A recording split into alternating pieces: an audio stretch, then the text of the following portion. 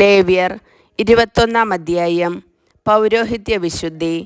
കർത്താവ് മോശയോട് അരുളിച്ചെയ്തു, അഹറോന്റെ പുത്രന്മാരായ പുരോഹിതന്മാരോട് പറയുക, പുരോഹിതന്മാരിലാരും തങ്ങളുടെ ജനങ്ങളിൽ മൃതരായവർക്കു വേണ്ടി സ്വയം അശുദ്ധരാകരുത്. എന്നാൽ തൻ്റെ അടുത്ത ചാർച്ചക്കാരെ പ്രതി പിതാവ്, മാതാവ്, മകൻ, മകൾ, സഹോദരൻ എന്നിവരെ പ്രതി അവൻ സ്വയം മാലിന്യം ഏറ്റുകൊള്ളട്ടെ. അതുപോലെ കന്യകയായ സഹോദരിയെ പ്രതിയും. അവിവാഹിതയായ അവൾ അവന് ബന്ധപ്പെട്ടവളാണ്.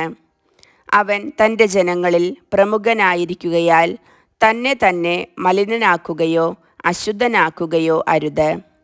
ദുഃഖസൂചകമായി പുരോഹിതന്മാർ തല മുണ്ഡനം ചെയ്യുകയോ താടി വടിക്കുകയോ ശരീരത്തിൽ മുറിവുണ്ടാക്കുകയോ അരുത്. ദൈവത്തിൻ്റെ മുൻപിൽ അവർ വിശുദ്ധരായിരിക്കണം. ദൈവത്തിൻ്റെ നാമം അശുദ്ധമാക്കരുത്. അവരാണ് ദൈവമായ കർത്താവിന് ദഹനബലികളും ഭോജനബലികളും അർപ്പിക്കുന്നത്. അതുകൊണ്ട് അവർ വിശുദ്ധരായിരിക്കണം. അവർ വേശ്യയെയോ അശുദ്ധയാക്കപ്പെട്ടവളെയോ ഭർത്താവ് ഉപേക്ഷിച്ചവളെയോ വിവാഹം ചെയ്യരുത്. എന്തെന്നാൽ പുരോഹിതൻ ദൈവസന്നിധിയിൽ വിശുദ്ധനായിരിക്കണം. നിന്റെ ദൈവത്തിന് കാഴ്ചയപ്പം സമർപ്പിക്കുന്നതിനാൽ നീ അവനെ വിശുദ്ധീകരിക്കണം. അവൻ നിനക്ക് വിശുദ്ധനായിരിക്കണം. കാരണം നിങ്ങളെ വിശുദ്ധീകരിക്കുന്ന കർത്താവായ ഞാൻ പരിശുദ്ധനാണ്. പുരോഹിതൻ്റെ മകൾ പരസംഗം ചെയ്ത് തന്നെ മലിനയാക്കിയാൽ അവൾ തൻ്റെ പിതാവിനെ അശുദ്ധനാക്കുന്നു. അവളെ അഗ്നിയിൽ ദഹിപ്പിക്കണം.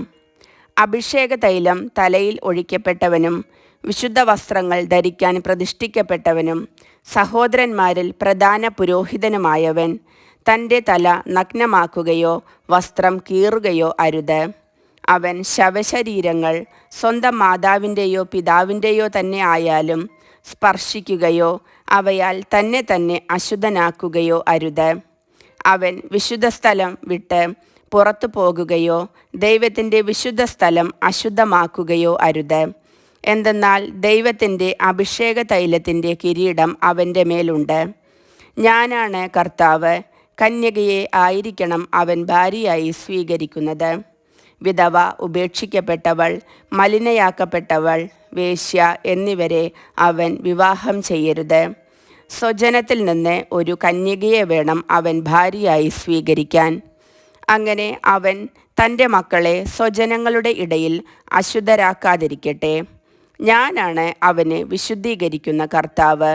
കർത്താവ് മോശയോട് അരുളിച്ചെയ്തു, അഹറോനോട് പറയുക, നിന്റെ സന്താന പരമ്പരയിൽ എന്തെങ്കിലും അംഗവൈകല്യമുള്ളവർ ദൈവത്തിന് കാഴ്ചയപ്പം അർപ്പിക്കാൻ അടുത്തു വരരുത്. കുരുടൻ, മുടന്തൻ, വികൃതമായ മുഖമുള്ളവൻ, പതിഞ്ഞതോ അധികം പൊന്തി നിൽക്കുന്നതോ ആയ മൂക്കുള്ളവൻ, ഒടിഞ്ഞ കയ്യോ കാലോ ഉള്ളവൻ, തീരെ പൊക്കം കുറഞ്ഞവൻ, കാഴ്ചയ്ക്ക് തകരാറുള്ളവൻ, ചൊറിയോ ചുണങ്ങോ ഉള്ളവൻ, ഉടഞ്ഞ വൃഷ്ണങ്ങൾ ഉള്ളവൻ എന്നിവർ അടുത്തു വരരുത്. പുരോഹിതനായ അഹറോന്റെ സന്തതികളിൽ അംഗവൈകല്യമുള്ള ഒരുവനും കർത്താവിന് ദഹനബലി അർപ്പിക്കാൻ അടുത്തു വരരുത്. എന്നാൽ ദൈവത്തിൻ്റെ വിശുദ്ധവും അതിവിശുദ്ധവുമായ അപ്പം അവന് ഭക്ഷിക്കാം. അവൻ ബലിപീഠത്തെയോ തിരശ്ശീലയെയോ സമീപിക്കരുത്. എൻ്റെ വിശുദ്ധ പേടകം അശുദ്ധമാകാതിരിക്കേണ്ടതിന് വികലാംഗൻ അവിടെ വരരുത്. കാരണം കർത്താവായ ഞാനാണ് അവയെ വിശുദ്ധീകരിക്കുന്നത്. അഹറോനോടും പുത്രന്മാരോടും ഇസ്രായേൽ ജനത്തോടും മോശ ഇക്കാര്യം പറഞ്ഞു. കർത്താവിൻ്റെ വചനം.